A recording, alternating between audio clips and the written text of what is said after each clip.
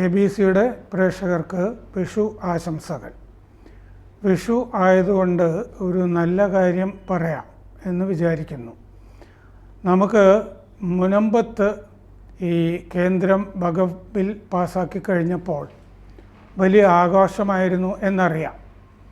അതുപോലെ ഒരാഘോഷം തമിഴ്നാട്ടിൽ തിരുച്ചെന്തുറൈ എന്ന സ്ഥലത്തും നടന്നു.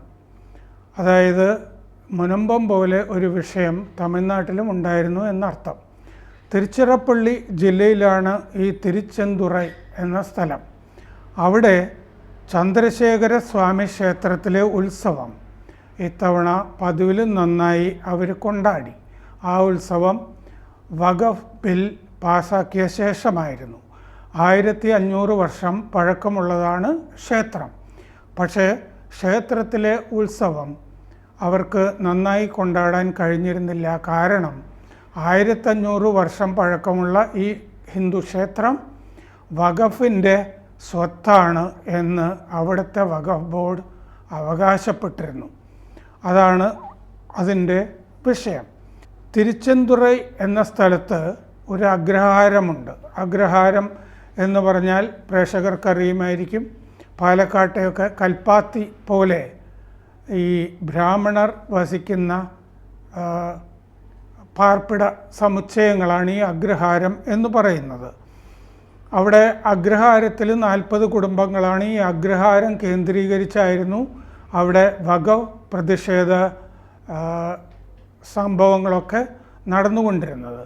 പക്ഷേ ഈ അഗ്രഹാരം മാത്രമല്ല അവിടെയുള്ളത്. അവിടെ എല്ലാ വിഭാഗക്കാരും ചുറ്റുവട്ടത്ത് താമസിക്കുന്നുണ്ട്. കുറേ മാറി ഒരു മുസ്ലിം കേന്ദ്രവുമുണ്ട്. ഈ തിരുച്ചെന്തൂർ എന്ന് പറഞ്ഞ ഗ്രാമം മൊത്തത്തിൽ വഖഫ് ബോർഡിൻ്റേതാണ് എന്ന അവകാശവാദമാണ് പെട്ടെന്ന് രാജഗോപാൽ എന്ന OBC വിഭാഗത്തിൽപ്പെട്ട ഒരു കർഷകൻ അദ്ദേഹത്തിൻ്റെ മകളുടെ വിവാഹത്തിന് വേണ്ടി അദ്ദേഹത്തിൻ്റെ 1.5 ഏക്കർ സ്ഥലം വിൽക്കാൻ പോയപ്പോഴാണ് ഈ പ്രശ്നം അറിഞ്ഞത്. അത് വഖഫ് ബോർഡിൻ്റെ കയ്യിൽ നിന്ന് NOC വാങ്ങിക്കൊണ്ടുവരണം എന്ന് റവന്യൂ അധികാരികൾ ആവശ്യപ്പെട്ടു.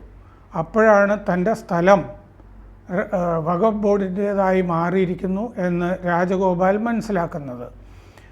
പിന്നെ ഈ ഗ്രാമത്തിലെ എല്ലാവർക്കും ഈ പ്രശ്നം ഉണ്ടായി.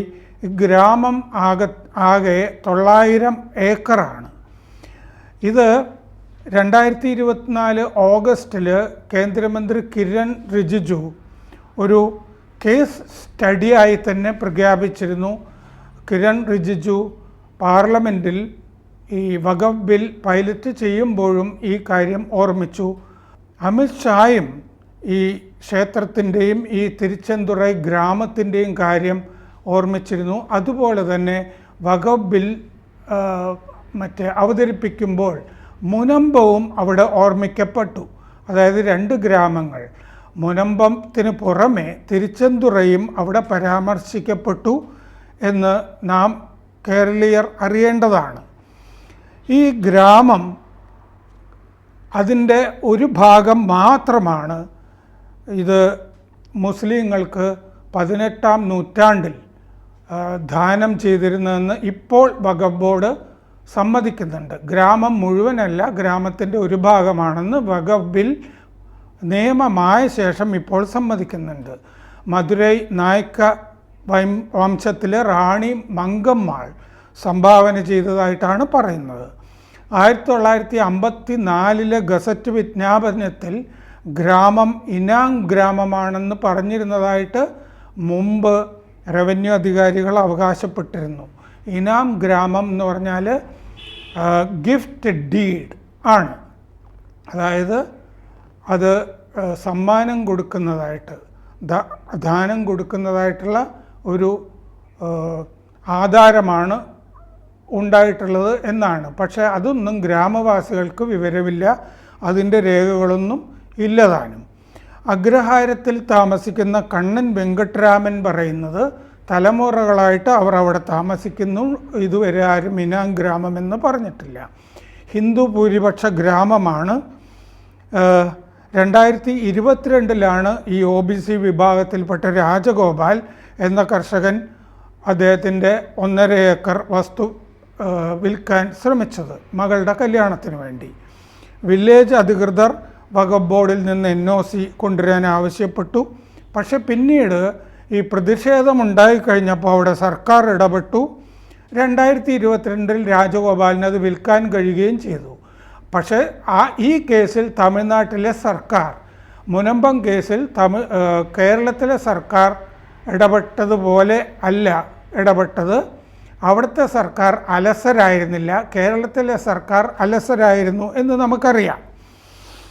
ഈ ഗ്രാമത്തിലെ കണ്ണൻ വെങ്കട്ടരാമൻ പറയുന്നു, 25 വർഷം മുമ്പ് സ്ഥലം വാങ്ങിയപ്പോൾ വഖഫ് പ്രശ്നമുണ്ടായിരുന്നില്ല. ഞങ്ങൾ കുടിയാന്മാരാണെങ്കിൽ എന്തുകൊണ്ട് വഖഫ് ബോർഡ് ഞങ്ങളുടെ കയ്യിൽ നിന്ന് വാടക വാങ്ങിയില്ല? 7 തലമുറകളായിട്ട് ഞങ്ങളിവിടെയുണ്ട്, ആരും ഇത് വഖഫാണെന്ന് പറഞ്ഞിരുന്നില്ല. അവിടുത്തെ BJP MLA H. രാജ ഈ പാവങ്ങളുടെ കൂടെ നിന്നു, ഇതിനെതിരെ പൊരുതാനും കൂടെ നിന്നു. അഗ്രഹാരത്തിൽ നിന്ന് 900 മീറ്റർ അകലെ ആണ് മുസ്ലിങ്ങൾ പാർക്കുന്നത്. ആ മുസ്ലിം കേന്ദ്രത്തിലെ മുഹമ്മദ് ബീരാൻ പറയുന്നു, വഖഫ് ബോർഡിന് ഈ ഗ്രാമത്തിൽ കാര്യമൊന്നുമില്ല. മുസ്ലിങ്ങൾക്ക് തന്നെ ആ അഭിപ്രായം ഉണ്ടായിരിക്കെ ആണ് ഇത് പെട്ടെന്ന് വഖഫ് ബോർഡിൻ്റെ കയ്യിൽ വരുന്നത്.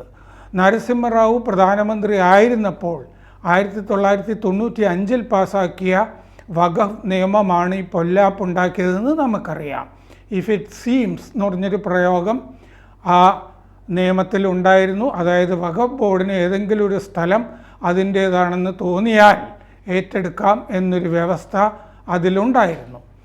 അതൊക്കെ മാറ്റിമറിച്ചുകൊണ്ടാണ് പുതിയ നിയമം വന്നിരിക്കുന്നത്. ഈ പുതിയ നിയമം മുനമ്പം പോലെ തമിഴ്നാട് തിരുച്ചിറപ്പള്ളി ജില്ലയിലെ തിരുച്ചെന്തുറൈ ഗ്രാമത്തിനും ആശ്വാസമായി. തിരുച്ചെന്തുറയിൽ നിന്ന് 38 കിലോമീറ്റർ അകലെ സുരിയൂർ ഗ്രാമത്തിലും 1000 വർഷം പഴക്കമുള്ള പെരുമാൾ കോവിൽ വഖഫിൻ്റേതാണെന്ന് അവകാശപ്പെട്ടിരുന്നു. ആ ഭാഗത്തുള്ള നിരവധി ക്ഷേത്രങ്ങൾ വഖഫിൻ്റേതാണെന്ന് അവകാശപ്പെട്ടിരുന്നു. മധുരൈ നായക വംശത്തിലെ മങ്കമ്മാൾ അവർക്ക് ദാനം ചെയ്തു എന്ന് അവർ അവകാശപ്പെട്ടിരുന്നു. ക്ഷേത്രം ഇനി തൊടാൻ ആർക്കും കഴിയില്ല വഖഫ് നിയമം വന്നതോടുകൂടി. 1964 വഖഫ് ബോർഡ് ഇതെല്ലാം ഏറ്റതായി പ്രഖ്യാപിച്ചതെല്ലാം ഇപ്പോൾ വെള്ളത്തിൽ വരച്ച വരെയായി. ഇത് അവസാനിപ്പിക്കുമ്പോൾ എനിക്ക് പറയാനുള്ളത് ഒരു വിവരമാണ്.